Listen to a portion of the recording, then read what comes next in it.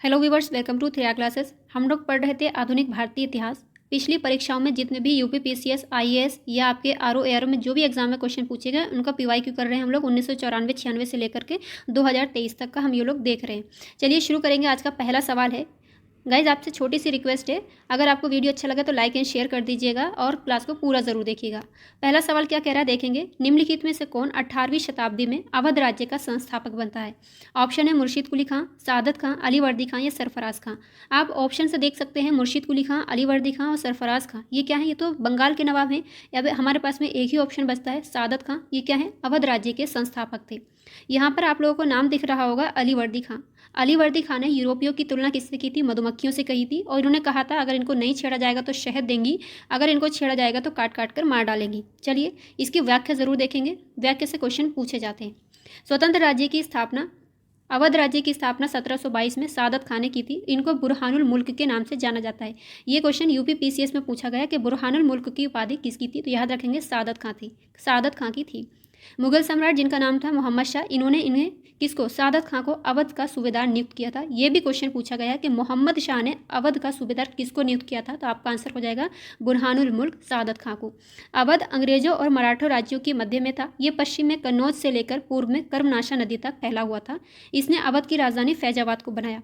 यहाँ पर एक बात आप लोग याद रखेंगे, अवध राज्य की पहली या प्रारंभिक राजधानी पूछेगा तो क्या थी? ये थी फैजाबाद। जबकि आसफउद्दौला ने अवध की जो राजधानी थी फैजाबाद से हटा करके लखनऊ स्थानांतरित कर दी थी। ये क्वेश्चन भी पीसीएस में पूछा हुआ, इसलिए इसको याद रखेंगे। अवध अंग्रेजों का बफर स्टेट राज्य कहलाता था, जिसने अंग्रेजों से जैसा चाहा उसका दोहन किया था अंग्रेजों ने। अगला सवाल आपसे पूछा जा रहा है कि निम्नलिखित में से कौन भारतीय राज्य अंग्रेजों के लिए दुधारू गाय था? तो ये हो जाएगा आपका आंसर अवध। नेक्स्ट है निम्नलिखित अवध के नवाबों की प्रारंभिक या प्रथम राजधानी क्या थी? अभी मैंने बताया पहली राजधानी थी फैजाबाद। आसफउद्दौला ने फैजाबाद से स्थानांतरित करके राजधानी बना दी थी लखनऊ। नेक्स्ट है 18वीं शताब्दी में अवध का सबसे पहला नवाब वजीर कौन बनाया गया था? तो इसका आंसर हो जाएगा नवाब सफदरजंग को। ठीक है, यहाँ पर क्या पूछा जा रहा है कि नवाब वजीर कौन था? अभी आप लोगों ने सादत खां के बारे में भी पढ़ा था। उनको अवध का सूबेदार नियुक्त किया गया था। किसके द्वारा? मोहम्मद शाह के द्वारा। जबकि सफदरजंग को किसने नियुक्त किया था? ये आप लोग बताइएगा। लेकिन यूपीएससी ने इसका जो आंसर माना है वो नवाब सादत खां को माना है। चलिए यहाँ पर देख लेते हैं थोड़ी सी व्याख्या में क्या कह रहा है। सादत खां के बाद में उसका भतीजा और दामाद जिसका नाम था सफदरजंग, ये अवध का नवाब बनता है। 1748 में मुगल सम्राट अहमद शाह ने सफदरजंग को अपना वजीर नियुक्त किया था।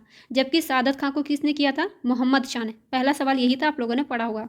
उसने अपने वंश का पहला नवाब वजीर नियुक्त किया था। इसके बाद में उसके उत्तराधिकारी भी नवाब वजीर कहलाने लगे। लेकिन यूपीएससी ने इसका जो आंसर माना था वो डी माना था। किसको? सादत खां को। नेक्स्ट सवाल देखेंगे। अहमद शाह ने 1748 में सफदरजंग को किस पद पर नियुक्त किया था?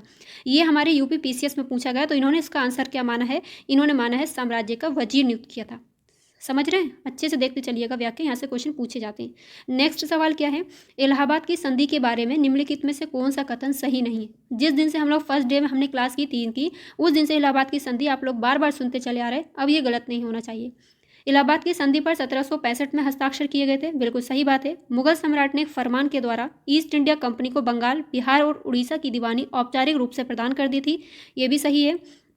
50 लाख रुपए के भुगतान पर अवध इसके नवाब को लौटा दिया गया था। ये भी बात बिल्कुल सही है। अब ऑप्शन बचता है हमारे पास 4, उसको देख लेंगे थोड़ा।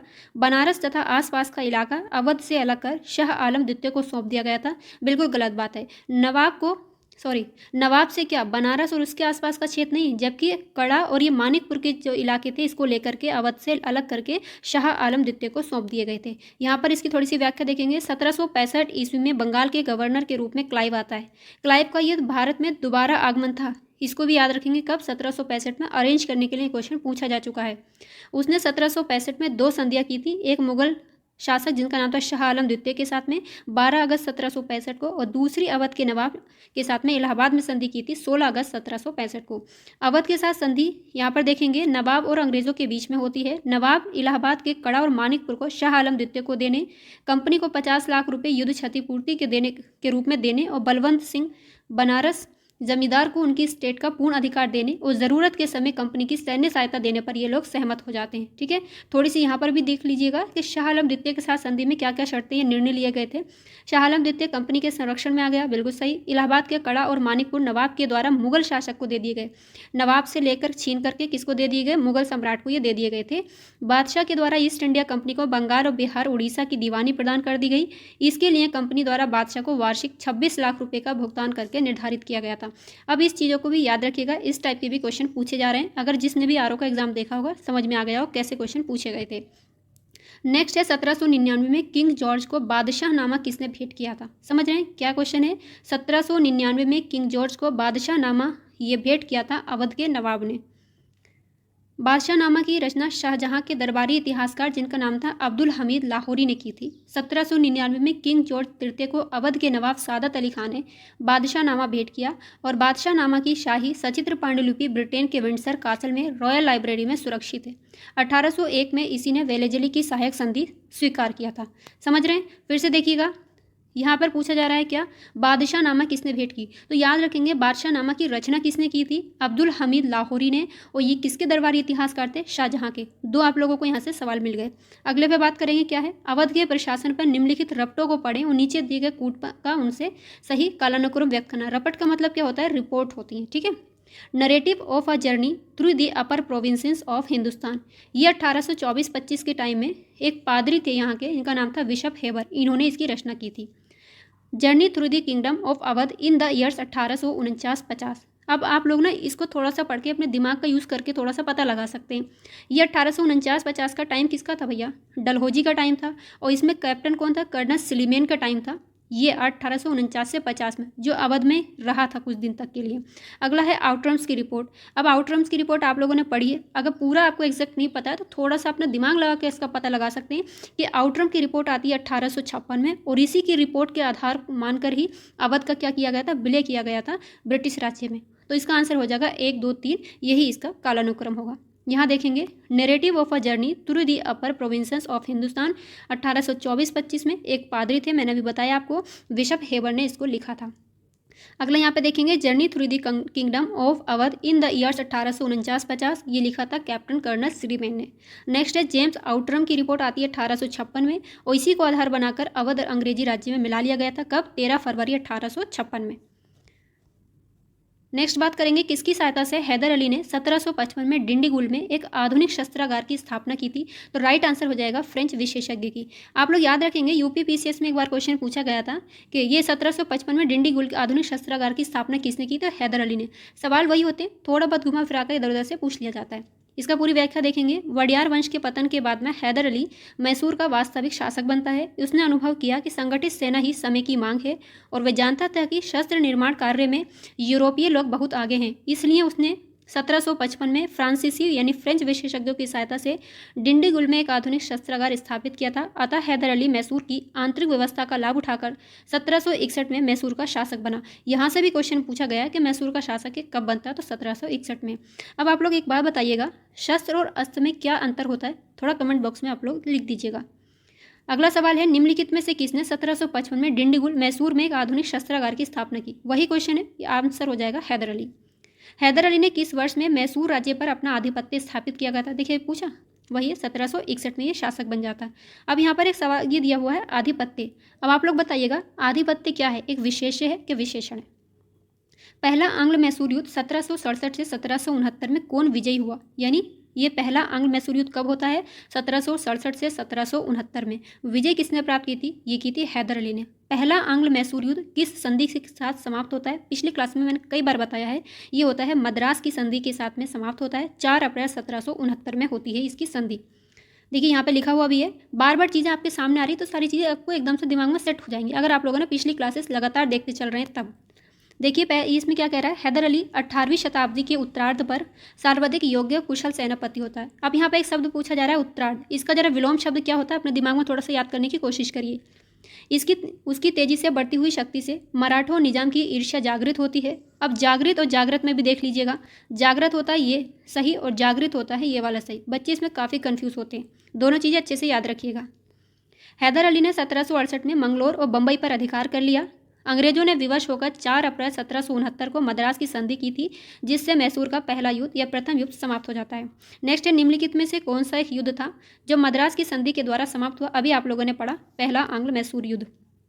अच्छा बताइए, पिछली क्लास में आप लोग पढ़ चुके हैं, पहला कर्नाटक युद्ध कब होता है? प्रथम कर्नाटक युद्ध 1746 से 1748 में होता है और एक्सला चापेल की संधि के साथ में ये समाप्त होता है। दूसरा कर्नाटक युद्ध 1749 से लेकर 1754 में पौंडीचेरी की संधि के साथ समाप्त होता है।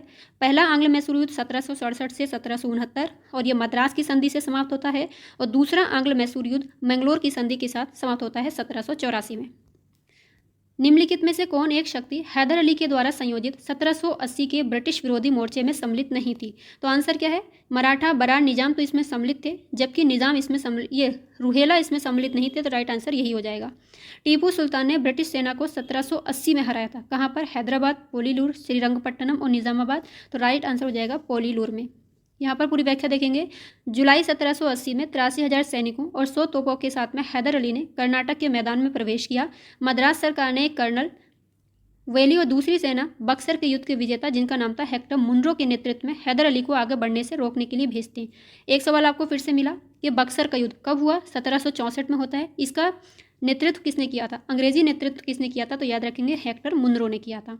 हैदर अली का बेटा टीपू सुल्तान ने इन दोनों सेनाओं को मिलने से रोका और कांजीवरम के निकट वैली में उनका मुकाबला किया, जिसमें वैली को सेना सहित काट डाला गया और मुंडो ने मद्रास में जाकर शरण ली। उल्लेखनीय है कि पोलीरू कांजीवरम के निकट स्थित एक गांव है। अगला है निम्नलिखित, ये थोड़ा देख लीजिएगा, ब्रिटिश जनरल जिसने हैदर अली को पोर्टो नोवा के युद्ध में हराया था। अब पहला आपका फर्ज बनता है कि पोर्टो नोवा का युद्ध कब हुआ, इसको देखेंगे। पोर्टो नोवा का युद्ध होता है 1781 में। तो हैदर अली को पोर्टो नोवा के युद्ध में किसने हराया था? आयर कूट ने इनको हराया था। अगला है, निम्नलिखित शासकों में से कौन था जिसने विदेशों में आधुनिक पद्धति से दूतावास अपने स्थापित किए थे? ये था टीपू सुल्तान। इसके बारे में यहाँ पर देखेंगे। हैदर अली की मृत्यु 1782 में होती है। 1780 से 1784 के दौरान दूसरा आंग्ल मैसूर युद्ध हो रहा था, जिसमें 1782 में हैदर अली की मृत्यु हो जाती है। उसका मोर्चा उसका बेटा टीपू सुल्तान बाद में संभाल लेता है। उसने मैसूर राज्य में कई आधुनिक क्रांतिकारी परिवर्तन किए, इसीलिए थॉमस मुनरो एक अंग्रेज था। इसने टीपू को नई रीति चलाने वाला अशांत आत्मा कहा। हो सकता है यहाँ से क्वेश्चन पूछ ले, तो इसको याद रखेंगे।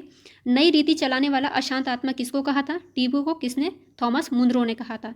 इसने व्यापार, वाणिज्य एवं अन्य संबंधों को मजबूत करने के उद्देश्य से विभिन्न देशों में अपने दूतावासों की स्थापना की और अपने नाम के इसने सिक्के भी चलाए थे। ये चीज़ें याद रखेंगे।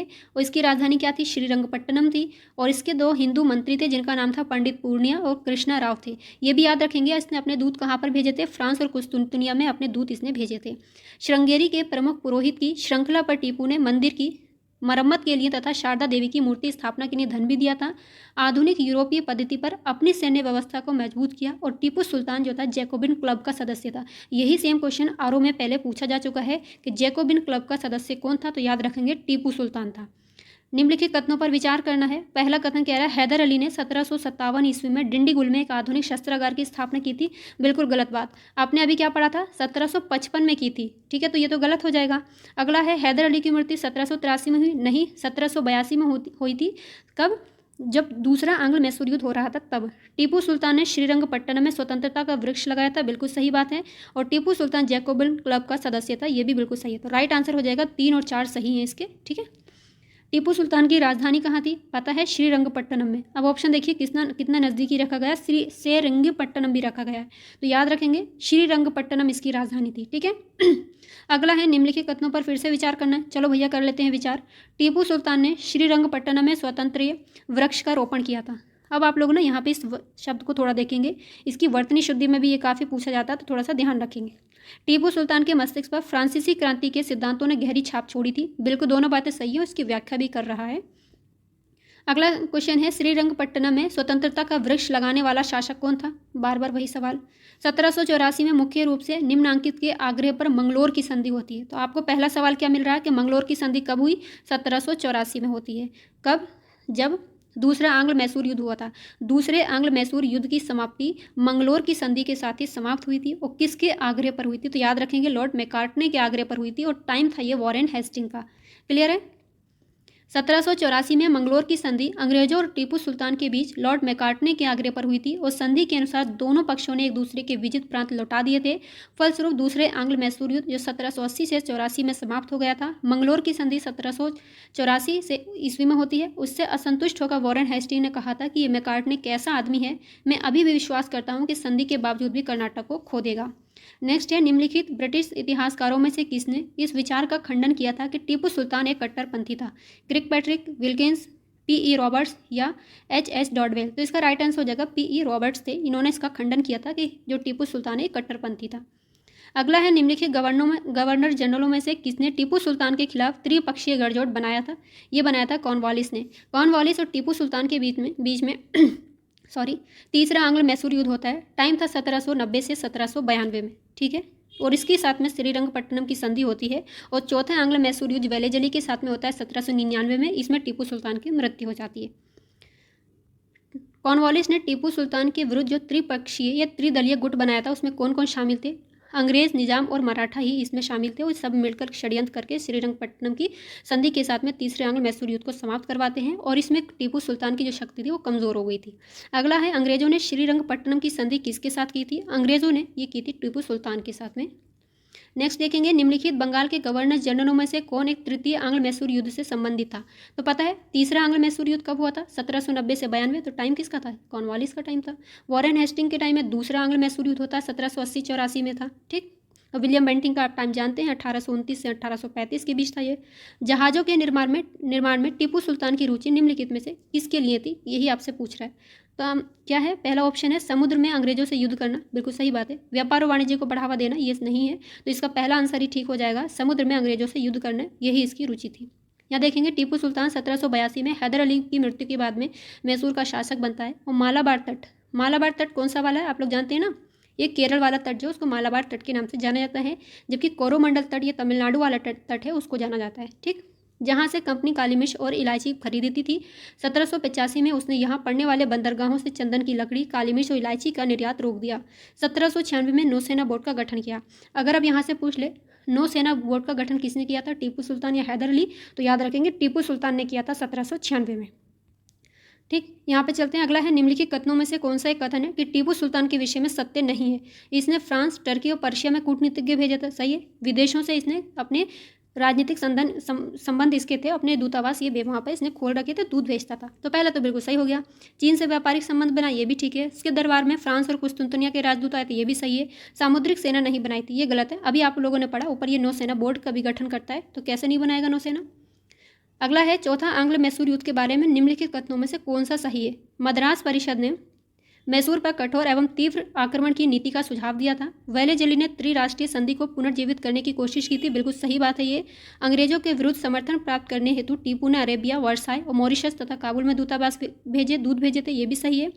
और यह युद्ध बहुत ही थोड़े समय का था, तथापि निर्णायक था। तो ये 2, 3, 4 तो सही है, लेकिन पहला गलत है। पूछा क्या जा रहा है, निम्नलिखित में से कौन सा सही है चौथे आंग्ल मैसूर युद्ध के बारे में? तो 2, 3, 4 सही है, पहला सही नहीं है। कब होता है? 1799 में, वेलेजली के टाइम में होता है। इसमें इसकी मृत्यु भी हो जाती है, किसकी? टीपू सुल्तान की। तो यही है। अगला है, वेलेजली के मैसूर के टीपू सुल्तान के साथ हुए युद्ध में जिसमें टीपू की मृत्यु हो गई थी, किस ने मुख्य अंग्रेजी सेना की कमान संभाली थी? तो आप लोग जानते हैं जनरल हैरिस ने संभाल रखी थी। कई बार ये क्वेश्चन पूछा गया है, ठीक है। यहाँ पर थोड़ी सी इसकी व्याख्या देखेंगे। चौथा आंग्ल मैसूर युद्ध 1799 में हुआ। वेलेजली ने टीपू पर फ्रांसीसियों की सहायता करने का आरोप लगाया। अप्रैल 1799 में टीपू के विरुद्ध अभियान में मुख्य कमान का नेतृत्व जनरल हैरिस कर रहा था। 4 मई 1799 ईस्वी के श्रीरंगपट्टनम का दुर्ग जीत लिया तथा मैसूर की स्वतंत्रता समाप्त हो गई। टीपू ने लड़ते लड़ते वीर गति प्राप्त की। ये भी क्वेश्चन पूछा जाता है कि टीपू सुल्तान की मृत्यु किस युद्ध में हुई थी? तो चौथे आंग्ल मैसूर युद्ध में होती है। वडियार वंश का एक 2 वर्षीय बालक कृष्ण को मैसूर का राजा बना दिया गया तथा उस पर सहायक संधि थोप दी गई। ये क्वेश्चन भी पीसीएस में अलग से पूछा गया है। भारत के गवर्नर जनरल वेलेजली 1798 से 1805 इनका टाइम था। चौथे आंग्ल मैसूर युद्ध 1799 में टीपू सुल्तान की पराजय के बाद कहता है कि पूर्व का साम्राज्य हमारे पैरों में है तथा अंग्रेजों ने इसी युद्ध के बाद कहा कि भारत अब हमारा है। ये क्वेश्चन भी याद रखेंगे, यहाँ से क्वेश्चन पूछा गया था। ये किसकी कथन है कि पूर्व का साम्राज्य मेरे पैरों में पड़ा है? तो ये वेलेजली ने कहा था, यही क्वेश्चन पूछा भी गया था। आज की क्लास को यहीं तक रखते हैं, मिलेंगे अगली क्लास में अगले क्वेश्चंस के साथ। तब तक अपना ख्याल रखिए, पढ़ते रहिए, कामयाबी ज़रूर मिलेगी। अगर वीडियो अच्छा लगा हो तो लाइक एंड शेयर कर दीजिएगा। बाय।